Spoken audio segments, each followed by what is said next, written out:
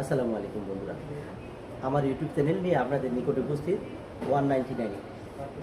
আজকে গুরুত্বপূর্ণ কিছু কথা তুলে ধরব, আসুন আমাদের সঙ্গে আসুন।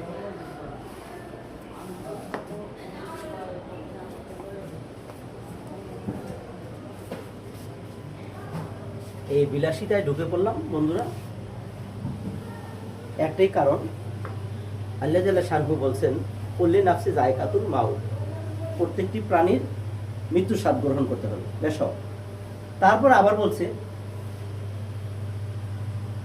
ইন্না বাতুশা রব্বিকা লাশাদীদ, আমার পাকড়াও বড় কঠিন পাকড়াও।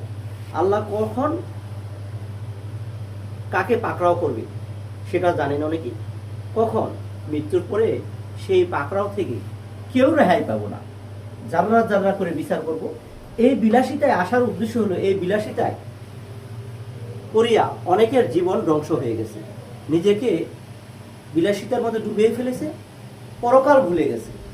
তাই আমরা এই বিলাসিতায় থাকার পরেও যেন পরকালকে ভুলে না যাই বন্ধুরা, সেই জন্যই আজকের ভিডিওটা আপনাদের নিকটে তুলে ধরা।